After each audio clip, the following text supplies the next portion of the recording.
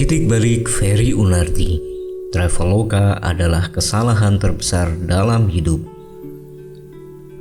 Setiap detik di suatu tempat di Asia Tenggara ada orang yang membuka aplikasi ini untuk memesan tiket pesawat, hotel, atau kereta api.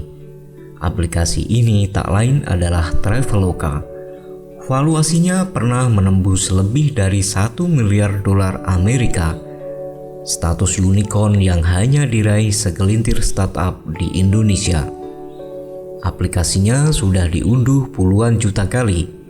Dipakai di 6 negara: Indonesia, Thailand, Malaysia, Vietnam, Filipina, dan Singapura. Raksasa global seperti Expedia rela mengucurkan 350 juta dolar hanya untuk ikut memiliki sepotong sahamnya. Di atas kertas ini adalah kisah sukses yang sempurna, tapi hampir tidak ada yang tahu bahwa perusahaan raksasa ini lahir dari keputusan seorang pemuda berusia 23 tahun yang oleh banyak orang di sekitarnya dianggap sebagai kesalahan terbesar dalam hidupnya. Namanya Ferry Unardi, dan sebelum dunia mengenalnya sebagai pendiri Traveloka, ia adalah mahasiswa yang berhenti kuliah di Harvard Business School, meninggalkan salah satu gelar paling bergengsi di dunia, yang pada awalnya ditolak oleh hampir setiap maskapai penerbangan yang ia datangi. Ia pernah duduk di sebuah apartemen sempit di Jakarta bersama dua sahabatnya, menatap layar laptop yang menunjukkan angka 0 berulang-ulang. 0 kerjasama, 0 kepastian, sambil bertanya pada dirinya sendiri, apakah saya baru saja menghancurkan masa depan saya sendiri? Bagaimana mungkin dari titik seputus asa itu lahir sebuah perusahaan yang kini bernilai miliaran dolar dan menjadi bagian dari kehidupan jutaan orang? Dan yang lebih penting, keputusan apa yang diambil di tengah rasa takut dan rasa malu yang luar biasa yang menjadi pembeda antara kegagalan total dan kesuksesan yang kita kenal hari ini? Untuk menjawabnya, kita harus pergi jauh ke belakang, bukan ke Jakarta yang gemerlap, tapi ke sebuah kota kecil di pesisir barat Sumatera, tempat semuanya dimulai. Mari kita mulai kisahnya. Masa kecil dan latar belakang keluarga. Ferry Unardi lahir di Padang, Sumatera Barat pada tanggal 16 Januari 1988. Ia tumbuh besar di kota yang dikenal dengan jam gadangnya, dengan budaya Minangkabau yang sangat menjunjung tinggi semangat merantau. Sebuah tradisi di mana anak muda didorong untuk pergi jauh dari kampung halaman, menuntut ilmu, mencari pengalaman, dan kembali membawa keberhasilan. Semangat merantau itu tertanam dalam diri Ferry sejak kecil. Ia bersekolah di SMA Don Bosco Padang, dan sejak masa sekolah menengah itu, ia sudah menunjukkan ketertarikan yang tidak biasa terhadap dunia komputer dan pemrograman. Saat teman-teman sebayanya sibuk dengan hal-hal khas remaja, Ferry justru menghabiskan waktu mengutak-atik logika di balik layar komputer. Sebuah dunia yang baginya terasa seperti teka-teki tanpa batas. Bayangkan seorang remaja di sebuah kota di Sumatera Barat pada awal tahun 2000-an, ketika akses internet belum secepat dan semudah sekarang. Untuk bisa mendalami komputer bukanlah hal yang sederhana, tapi rasa penasaran itu justru tumbuh semakin besar. Ia tidak hanya melihat komputer sebagai alat, tapi sebagai jendela menuju dunia yang jauh lebih luas dari kota kelahirannya. Ketika lulus SMA, semangat merantau khas Minang itu membawanya melangkah jauh lebih dari sekedar pindah kota. Ia terbang melintasi samudra menuju Purdue University di negara bagian Indiana, Amerika Serikat, untuk mengambil jurusan Computer Science and Engineering. Bisa dibayangkan bagaimana rasanya seorang anak muda dari Padang, jauh dari keluarga, jauh dari makanan rumah, jauh dari bahasa ibunya, tiba-tiba harus beradaptasi dengan musim dingin Midwest Amerika, dengan sistem pendidikan yang jauh lebih kompetitif, dan dengan kesepian yang datang setiap kali ia merindukan rumah. Namun disinilah karakter Ferry ditempa kemandirian, ketekunan, dan keberanian untuk berada di tempat yang asing demi sesuatu yang lebih besar. Selama masa kuliahnya di Purdue, dari tahun 2004 hingga 2008, Ferry bertemu dengan seorang teman yang kelak akan menjadi salah satu pendiri Traveloka bersamanya, Albert Zhang. Mereka berdua sama-sama jauh dari rumah, sama-sama tenggelam dalam dunia teknik dan komputer, dan tanpa mereka sadari, persahabatan itu sedang menanam benih untuk sesuatu yang jauh lebih besar di masa depan. Setelah lulus dari Purdue pada tahun 2008, Ferry diterima bekerja sebagai software engineer di Microsoft. Bagi banyak orang, ini adalah puncak pencapaian, bekerja di salah satu perusahaan teknologi terbesar di dunia, dengan gaji yang mapan dan jenjang karir yang jelas. Di sanalah pula ia bertemu dengan Daryanto Kusuma, insinyur lain yang kelak menjadi salah satu sahabat sekaligus rekan pendiri Traveloka. Tapi di balik kemapanan itu ada sesuatu yang harus mengusik pikiran Ferry. Sesuatu yang sederhana, remeh bagi kebanyakan orang, tapi bagi dirinya terasa seperti duri kecil yang terus menusuk. Sebuah masalah yang akan menjadi cikal bakal dari segala yang terjadi setelahnya. Titik nadir ketika semua pintu tertutup. Selama 3 tahun bekerja di Microsoft, Ferry seringkali harus pulang ke Padang untuk mengunjungi keluarganya. Dan setiap kali itu terjadi, ia dihadapkan pada satu masalah yang sama, berulang-ulang. Mencari tiket pesawat dari Boston atau Seattle menuju Padang adalah mimpi buruk. Tidak seperti mencari tiket ke Jakarta yang relatif mudah. Penerbangan menuju kampung halamannya di Sumatera Barat harus melalui berbagai maskapai berbeda. Situs web yang membingungkan, informasi yang tidak lengkap, dan proses pemesanan yang seringkali berujung pada telepon panjang ke agen travel atau kunjungan langsung ke bandara. Ia harus membandingkan harga secara manual, satu persatu, dari puluhan tab browser yang terbuka, hanya untuk menemukan rute yang masuk akal. Rasa jengkel itu tumbuh menjadi sebuah pertanyaan yang terus menghantuinya.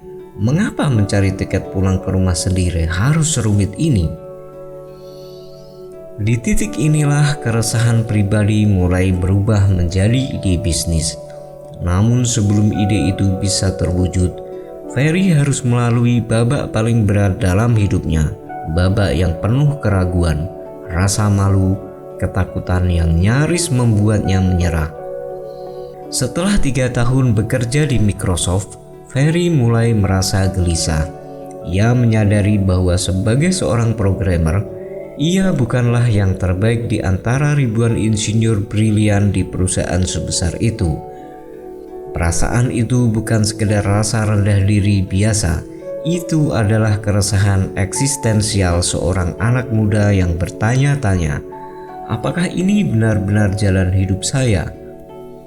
Untuk mencari jawaban, ia bahkan sempat terbang ke Cina, mencoba memahami arah hidupnya di tengah kejenuhan yang mulai menggerogotinya.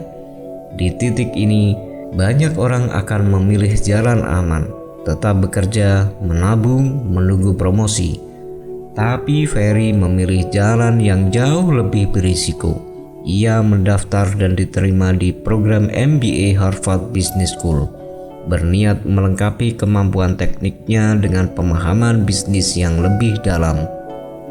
Ia mengundurkan diri dari Microsoft. Ia meninggalkan kepastian gaji bulanan. Ia terbang ke Boston, kota yang dingin dan asing, untuk memulai babak baru sebagai mahasiswa bisnis.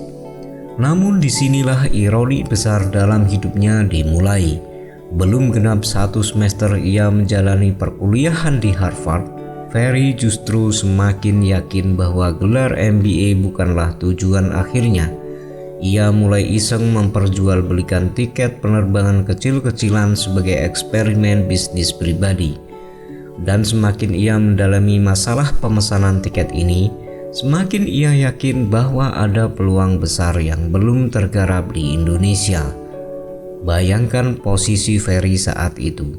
Ia sudah mengorbankan pekerjaan mapan di Microsoft. Ia sudah membayar untuk biaya kuliah Harvard yang tidak murah. Keluarganya di Padang tentu bangga bahwa anaknya kuliah di salah satu universitas paling prestisius di dunia.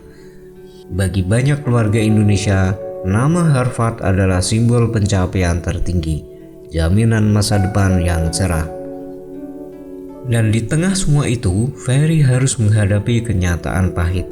Apa yang ia pelajari di ruang kelas terasa semakin jauh dari apa yang sesungguhnya ingin ia kerjakan. Ia merasa terjebak antara dua dunia, dunia yang dianggap aman oleh semua orang di sekitarnya dan dunia yang menurut instingnya adalah jalan yang benar.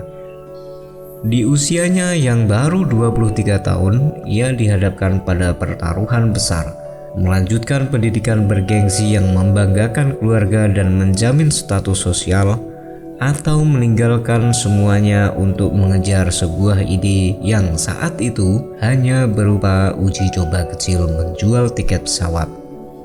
Dan setelah ia benar-benar memutuskan untuk berhenti, setelah ia benar-benar terbang pulang ke Indonesia bersama Daryanto Kusuma dan Albert Jiang untuk mendirikan Traveloka pada Februari 2012, ketakutan yang sesungguhnya baru dimulai.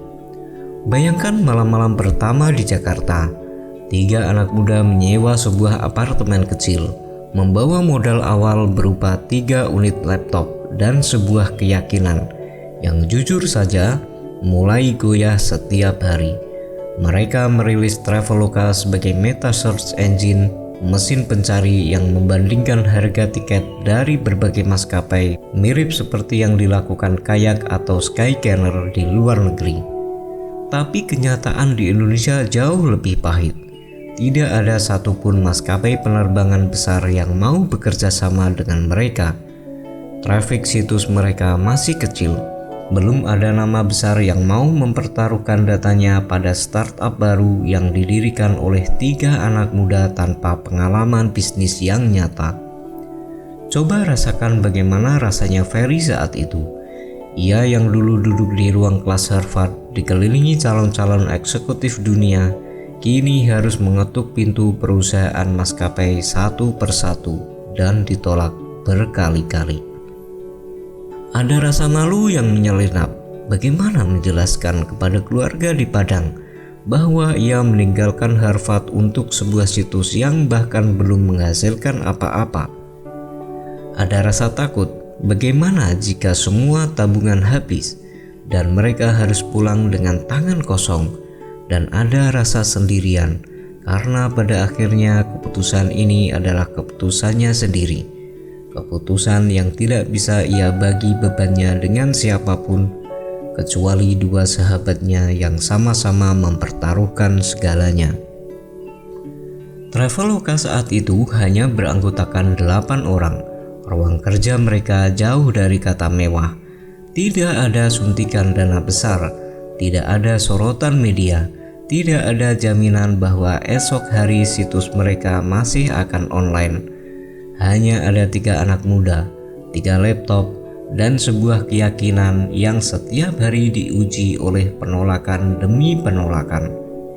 Inilah titik nadir yang sesungguhnya, bukan sekedar angka kerugian di atas kertas, tapi rasa hampa ketika membuka email dan menemukan satu lagi maskapai yang menolak bekerja sama.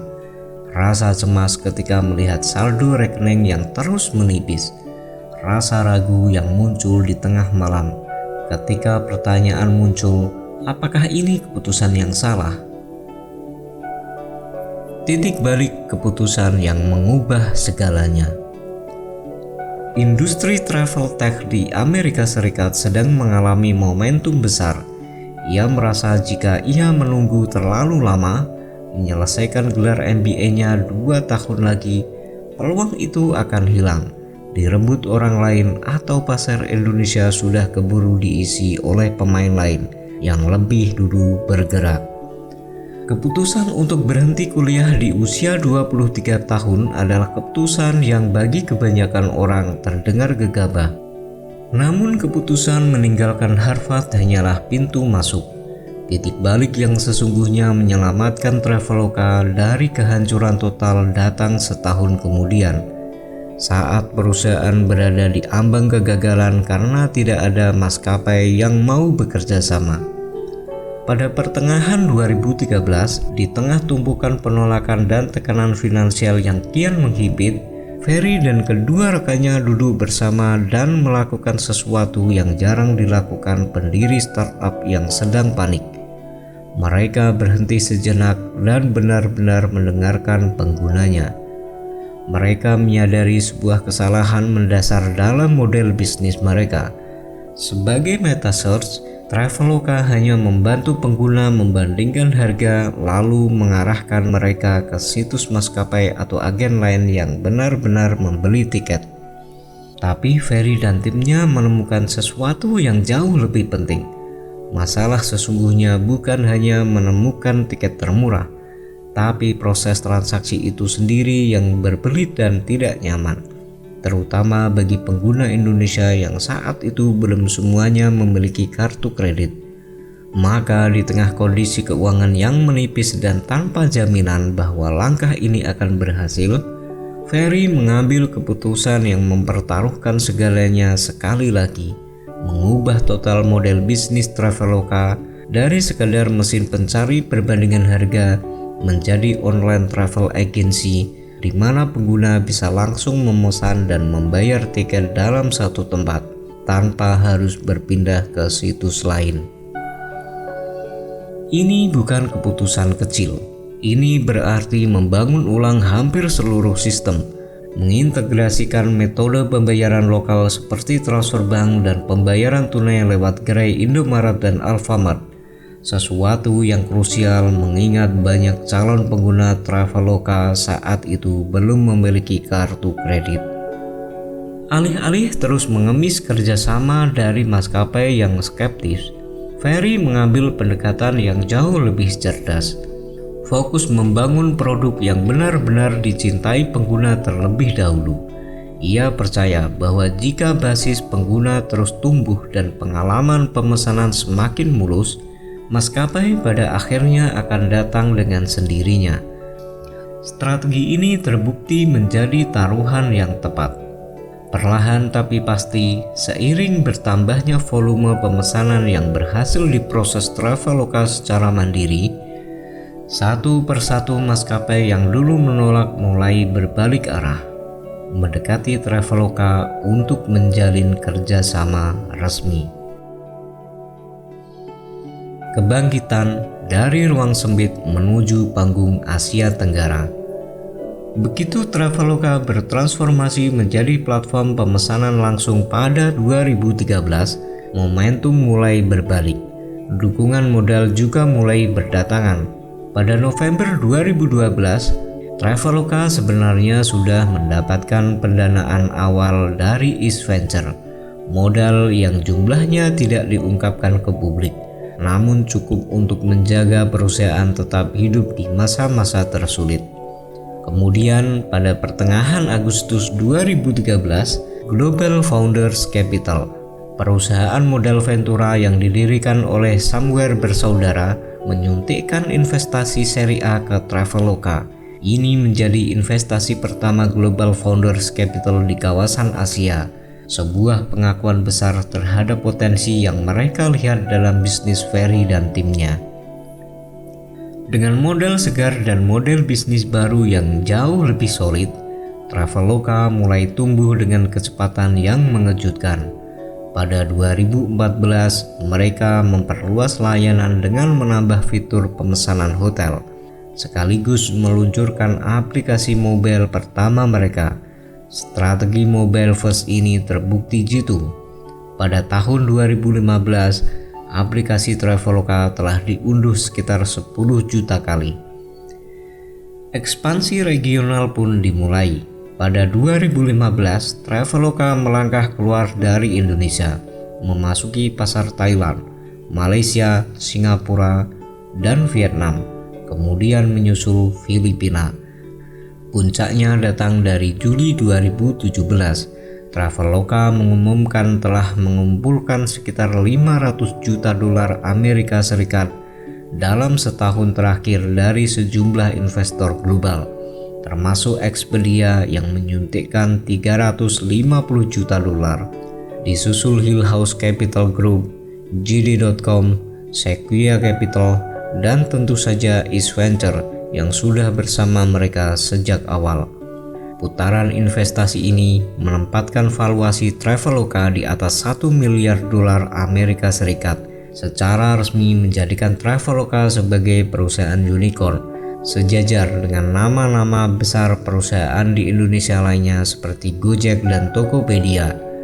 Bayangkan jarak yang telah ditempuh. Dari apartemen kecil dengan 3 laptop dan 8 karyawan menjadi perusahaan dengan ribuan karyawan yang tersebar di 6 negara Asia Tenggara.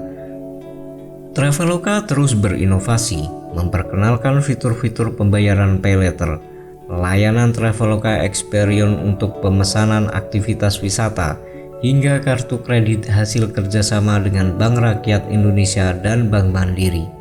Perusahaan yang dulu nyaris tidak dipercaya siapapun, kini menjadi bagian dari kehidupan sehari-hari jutaan orang kawasan ini.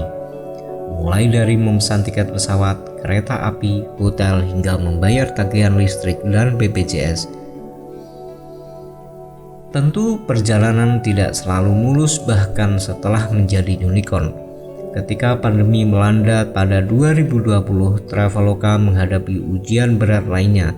Pemesanan penerbangan anjlok mendekati nol, memaksa perusahaan mengurangi sekitar 100 karyawan dan mengembalikan dana untuk sekitar 150.000 tiket pesawat.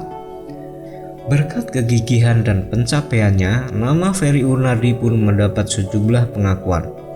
Ia dinobatkan sebagai salah satu pengusaha muda paling berpengaruh di Asia oleh Forbes, serta meraih penghargaan Indonesia Marketing Champion 2015 di bidang e-commerce. Pelajaran hidup. Ada beberapa pelajaran yang bisa kita petik dari perjalanan Ferry Unardi dan Traveloka. Pertama, keberanian untuk mengambil risiko besar seringkali paling masuk akal justru ketika kita masih muda, ketika ruangan untuk gagal dan bangkit kembali masih terbentang luas.